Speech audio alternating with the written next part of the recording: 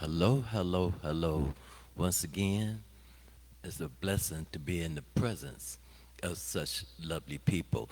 And today I'm going to start off a little bit different today because truly it really is a great day to be sober. So I'm going to start off today with the serenity prayer. God, grant me the serenity to accept the things I cannot change, the courage to change the things I can, and the wisdom to know the difference. Thank you. Thank you. And the reason why I started off with the serenity prayer, because basically in the rooms before you get up to share your experience, strength, or hope, or it can be called a testimony, or it also can be called a lead. But before you get up to share that, it's a tradition too that we always start off with the serenity prayer. So by me saying that, yes, I'm going to share my experience, strength, and hope today because truly I am so grateful. I am so grateful because I almost didn't make this day. I almost didn't make it. So I'm really standing up here with a lot of gratefulness right now, a lot of thank you right now for my higher power because truly he did for me what I could not do for myself. So that's why I'm standing up here celebrating 13 years of sobriety. Thank you to my higher power, and thank you to the people in the room who shared their knowledge with me to help me to maintain my sobriety. And yes, I'd like to also say thank you to my sponsor. Yes, but just for today, I have recovered. Just for today, I have recovered. I have recovered from a hopeless state of mind and body. Just for today, I don't think the same, I don't act the same, and I don't do things the same. Therefore, I have recovered from a hopeless state of mind and body. But before I came into recovery, when I was in my active addiction, I had some side effects. And one of the side effects was called a peculiar mental twist. A peculiar mental twist is when I keep doing the same things over and over, thinking I'm going to get a different result. So, what was it that I was doing over and over? I was picking up the first drink, thinking I'm going to get a different result. But every time I picked it up, I ended up with the same result, broke, busted, and disgusted. And then another side effect that I suffer from was called a mental blank spot. A mental blank spot is when I forget all about the consequences that I just had the last time I was drinking or using. And then right at the moment, I'm right back picking up, drinking, and using. Or I forget all about the promises that I made, promises to my job that I'm going to be at work, promises to my spouse, promises to my children. I even made a promise to God. I, I told God, if you stop the room from spinning, I'll never drink again. And we know how I kept that promise because soon as I got some more money in my pocket, I was right back out drinking again. So I did not keep that promise. Another thing that I suffer from is called the illusion. I suffer from an illusion because I thought if I drank top shelf liquor, I wouldn't get drunk. But I found out the difference between top shelf and bottom shelf is just one costs more than the other. But they both had the same results. I still woke up the next day with a hangover. And then I also thought if I pour my beer on ice, it'll water it down. Still didn't work. I still got drunk off of watered down beer. And then I also suffer from what they call a delusion. A delusion is when I try to live my life like normal people do. And normal people got this thing called a bank account. So I went and got myself a bank account. But when I got the bank account, they gave me this ATM card. Now I got access to my money 24/7. And then I found out if I put a blank envelope in it, it's still going to kick me out some money. Now I'm robbing the bank. Now I'm robbing the bank. So I suffer from these things. So because I suffer from these things, I ended up having a lot of consequences in my life and causing harm to others. So as these consequences kept building, it ended up taking me into some rooms. And then when I ended up in these rooms, some people told me, they say, Richard, it's a possibility that you might have an allergy to alcohol. When they said the word allergy, that grabbed my interest because I couldn't accept someone telling me I had a disease to alcohol. That just didn't fit with me. But when they said an allergy, that grabbed my interest because my mind saying, an allergy. If I have an allergy, that means that I'm breaking out. So I started to look and see, was I breaking out? And yes, I was. I was breaking out with DUIs, um, repossessment, foreclosures, divorce, loss of job. I was breaking out with these things, kids, child support, breaking out. I was like, man, institutions, jails, hospitals, I was breaking out. Homelessness, breaking out. I was like, man, I do have an allergy to alcohol. And once I said I had an allergy, I was accepting something. So I asked them, what do I do about this allergy? And then they gave me some suggestions. They say, I suggest that you apply some principles in your life. And I'm like, what principles? And they said, the 12 steps. I said, okay, what are these 12 steps? They say, step one, we admit that we are powerless over alcohol and our lives has become unmanageable. Before I could admit that I was powerless over alcohol, I needed to know what an alcoholic was. Because in my mind, an alcoholic was one who pushed a cart and lived under the bridge. Even though I got to that point, I still could not see myself being an alcoholic.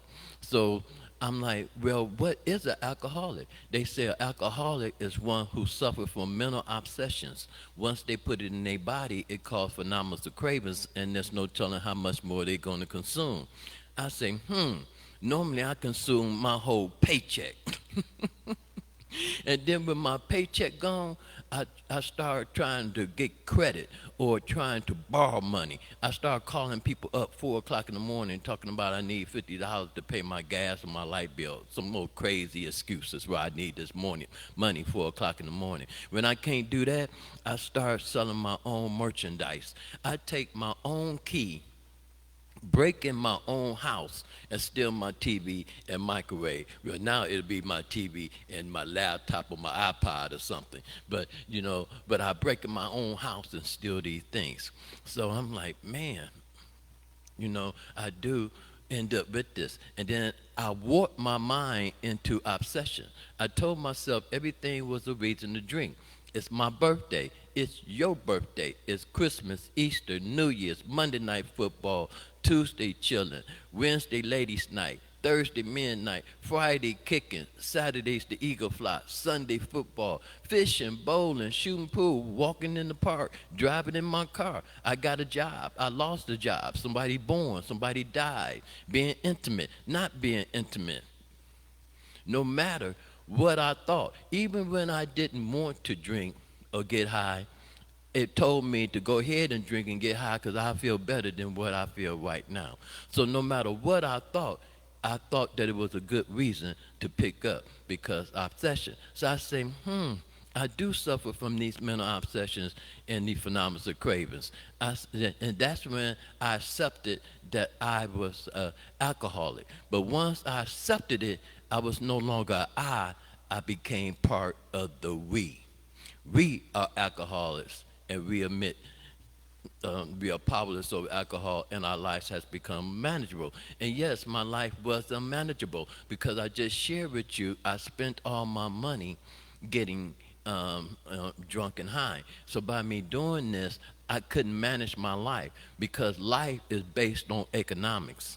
So if I don't have no money, I can't manage it. I can't manage my gas bill, my light bill, my water bill, my mortgage, my car note. I can't manage my family, my wife, my children, my health, my job. I couldn't manage none of them things because all them things, money answered it. So I couldn't manage it because I didn't have the money to answer it. Therefore, yes, my life became unmanageable.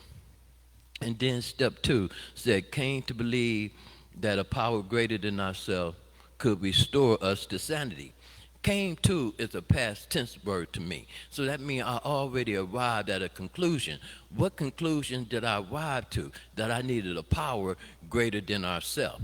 Ourself mean men or women. So it mean a person. So I had to find a power greater than a person. And the only power I knew or heard about that was greater than man was this word called God. Yes, this word called God. And then it said that it would restore me to sanity. How do I know that I was insane? Because see, I kept thinking that it was the 10th drink, the 11th drink, the 12th drink that was getting me drunk. But all the time it was the first drink getting me drunk. Therefore, when I was restored to sanity, I realized that it's the first drink getting me drunk. Therefore, I cannot pick up the first drink. Restored to sanity. Yes, I am restored to sanity because I understand that I have an allergy to it and I cannot pick up the first drink. Yes. And then step 3, made a decision to turn our will and our life over to the care of God as we understood him.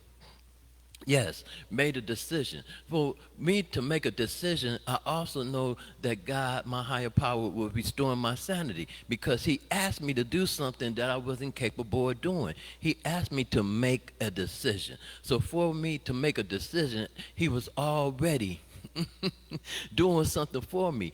They say I would, how do it go? I'd be amazed before I'm halfway through. Yes, I'm starting to see some of this amazement before I'm halfway through because I'm already being granted something to that my higher power is asking me to make a decision. So he's asking me to make a decision to turn my will in my life.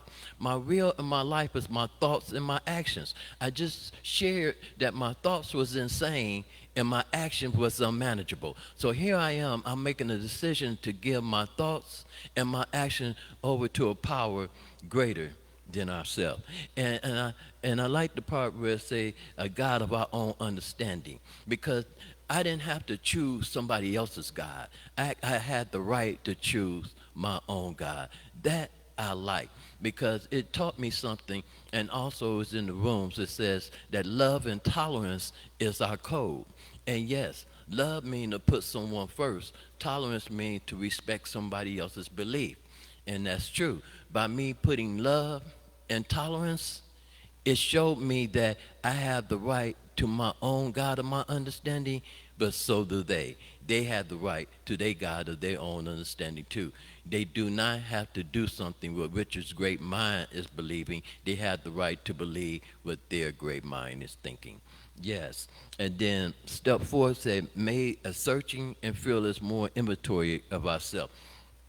I had to do a searching of an inventory based on my morals. It's telling me to look back inside myself and look at my moral behavior. And so when I looked at my moral behavior, man, I was off the hook because everything that they told me not to do, I did it. They told me don't lie, I lied. Told me don't steal, I stole. Told me don't lust, I lust. Told me don't cheat, I cheated. I did all these things that they told me not to do. So when I continued to look at my inventory of my morals, what I ended up with was guilt, shame, and remorse. Because see, now I'm starting to have some feelings because I'm not drowning my feelings in mind-altering chemicals. So now that I'm having these feelings and I'm feeling guilt, shame, and remorse, it's like, what do I do with these feelings now that I'm feeling? And here it told me what to do. It said, admit to God and to ourselves and to another human being the exact nature of our wrong. So I had to admit to God the exact nature of my wrong. It was not asking me to share with my God at the moment things that I thought I was doing good. It told me to admit the things of my nature that I was doing wrong. So I started to admit these things. And the reason is say God to ourselves and to another human being. The reason I had to admit these things to my God or to my higher power is because I needed to get some forgiveness going on. I needed to find out no matter what I did, I was forgiven, because I told you when I did my inventory, I was feeling guilt, shame, and remorse. So now that I admit to God, I need to find out that I'm forgiving for all these feelings of things that I did to cause me to have guilt, shame, and remorse. And as soon as I admitted to my higher power, he says, son, you already forgiven. Amazed, halfway through. You're already forgiven. And then it told me to admit to myself. Why do I have to admit to myself? So I can come out of that denial, thinking that I was a good person just doing some bad things. No, I was a bad person doing bad things. Good people don't do bad things. So now that I'm a good person, guess what I don't do? Bad things. I'm not doing things that cause me to feel guilt, shame, and remorse. Yes, I came out of that denial. I accept that truly I was a bad person doing bad things. But because of the change of my God granted me some sanity and taking control of my thoughts and actions, now I'm a good person that does good things. Yes. And then it told me to admit to another human being. The reason why I'm admitting to another human being, so I don't think that I got secrets, that my life is unique. See, because I thought that no, I was the only one going through these things. But once I admitted and started sharing with another human being, which was my sponsor, he was like, man, I did them things. And I looked at him like, what, you did that too? He's like, yeah, man, that was like a burden just lifted off my shoulder. They call it like being on the pink cloud. And I was like, wow, I'm not the only one. It's not a secret. And my life was not unique, because they tell me I'm as sick as my secrets. So by me sharing these things with my sponsor, when I'm admitting to another human being, I no longer have secrets. So there, I'm not going to be sick of my secrets. So if I'm not sick of my secrets, that means I'm already in the process of healing, becoming healthy. Yes, I like that. And then step 6 say we was entirely ready to have God remove all these defects of characters. Yes, but I told you I wanted to do something with that guilt, shame, and remorse. So by the time I got to step 6, yes, I was entirely ready. I wasn't looking to hold on to anything of my past that was causing me this shame. So I was entirely ready to let it go. And what was it telling me I had to let go? These defects of characters. What are my defective characters? My defective character is when I step out and put my thought into action and it causes harm to others and me. That's my defective character. So all I had to do was change the way I think so my action can produce something else that's not causing harm to others and to me. So therefore, defective characters. So it says in step 7, it say humbly ask him to remove our shortcomings. Here I'm putting something in action. In step 6 it just said I became ready to do something. In step 7 I did it. It say humbly ask him to remove my shortcomings. I know sometimes people in the rooms don't think shortcomings and defects of characters are two different things, but they're not. He's using another word. If you go back in the big book, it tell you that shortcomings are my defective characters. So here I'm asking God to help remove my defective characters, my shortcomings. And then he say, son, I can do that, but faith without works is dead. And so I'm like, then what do I got to do to help me to remove these defective characters? He said, this is what you have to do. He said, you need to make a list of all people you have harmed and become willing to make amends to them all. I'm like, okay, because that wasn't hard to do. Back in step 4 and 5, I already had started this list of things of people who I caused harm to when I did my inventory, because that was what was making me have so much guilt, shame, and remorse, causing harm to others. So I'm like, okay, I already got the list. It's just by the time I got to step 8, the list grew longer because my mind got more clearer and I realized I did more damage than I thought I did. Yes, so now I have this list. And then he's like, now I'm going to put something else into action. He say, make direct demands to such people whenever possible, except when to do so will injure them or others. Here I'm going to go and make direct amends. Amends is not telling you that I'm sorry. That's not an amends. Amends means for me to turn my wrong back to right. So I found out when I go make amends, I need to have a way to turn my wrong back to right.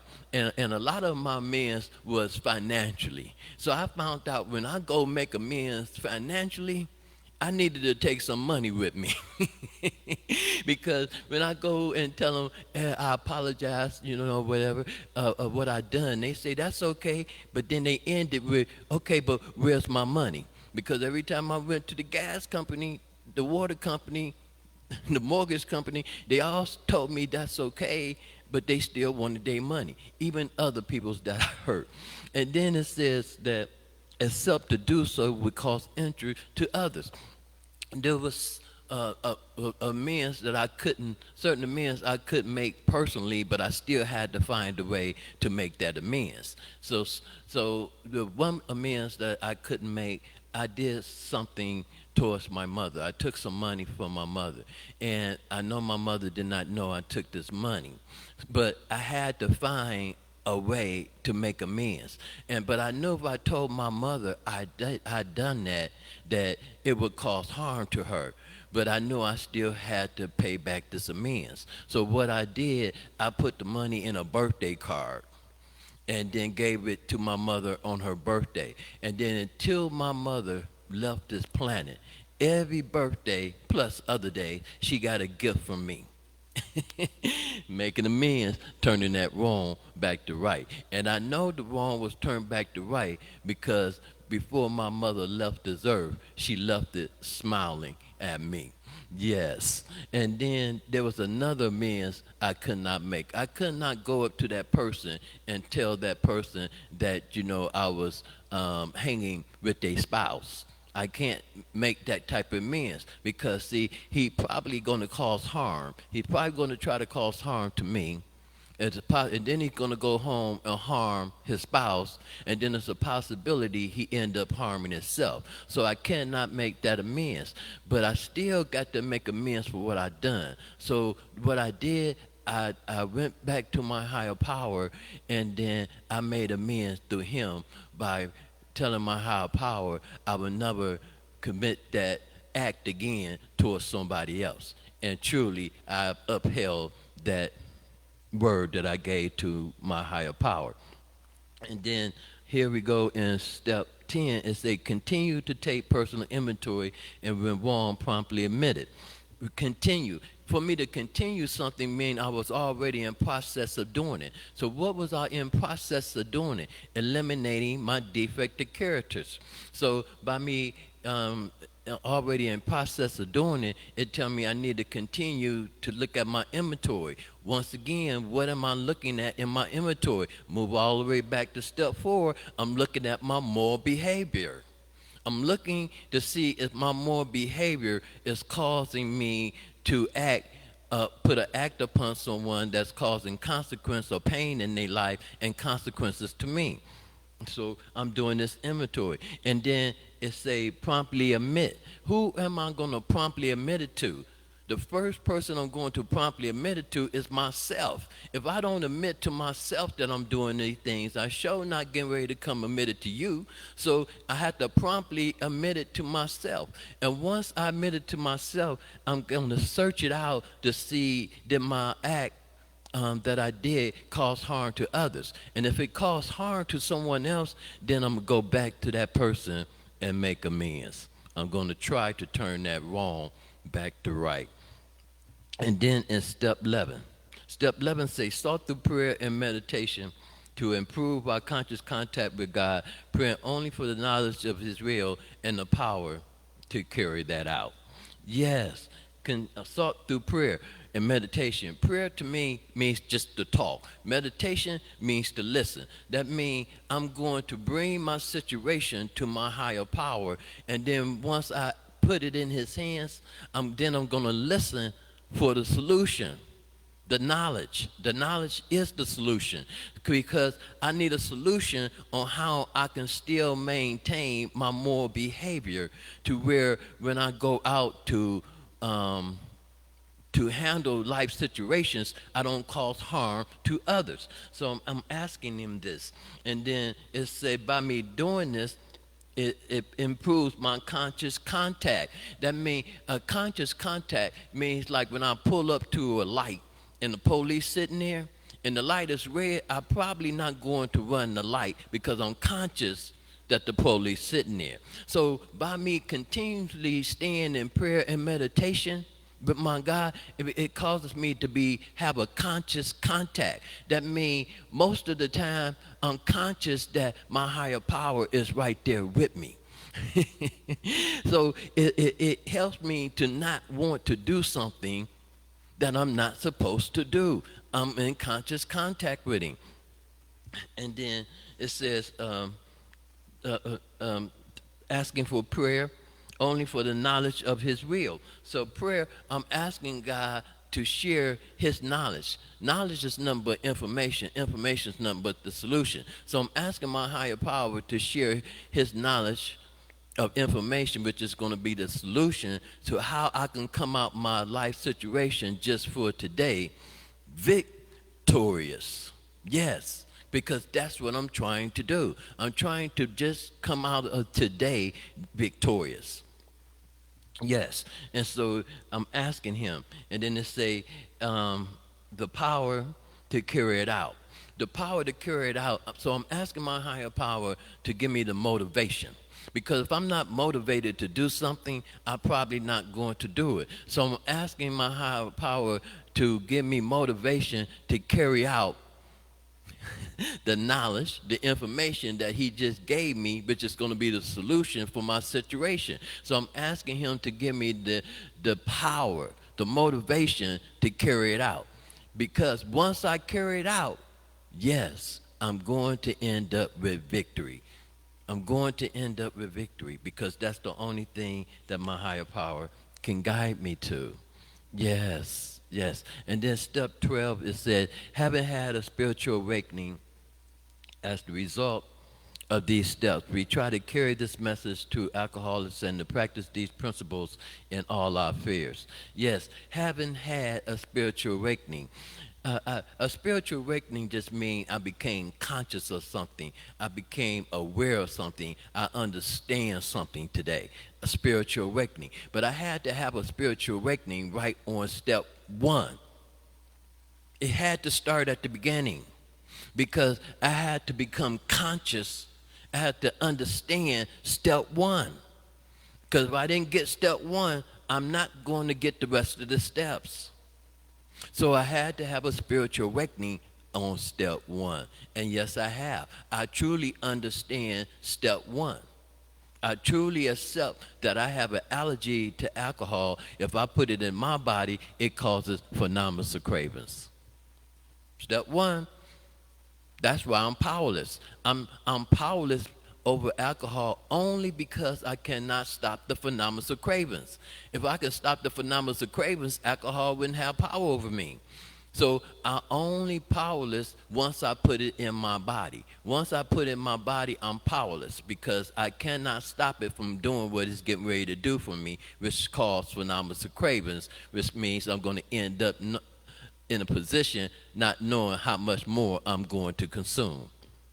And so it told me that it's as a result of these steps. Once again, I told you I had a spiritual awakening at step 1. It says steps with an S behind it. That means all the steps. And then it said, we try to carry this message to other alcoholics and to practice these principles in all our affairs. Yes, this is what I'm doing right now. I'm trying to carry the message. What message? The principles. What principles? The 12 steps. The 12 steps is the message. Because the message is the solution. And the solution is the 12 steps. It's not just 1, 2, 3, 4, 5, 6. I got to also have 7, 8, 9, 10, 11, 12. That's the whole message. So when I'm carrying the message, I got to be able to represent the whole 12 steps. That is the message. 12 steps. So, and then it told me to practice these principles. What are the principles it's asking me to practice? Once again, I just shared that the principles are the 12 steps. I know they got these other 4, but without the 12, I wouldn't have the 4 because the 4 exists in the 12. So it's asking me to practice all 12 steps. And yes, I do. I practice all 12 steps in my life today. And I practice it in all my affairs because my affairs really didn't change. Life really didn't change. I still have relationship issues. I still have economical issues. I still have health issues. I still have moaning issues. So my affairs didn't change. What changed is how I proceed to address that life situation today. That's what changed. Practicing these principles in all my affairs.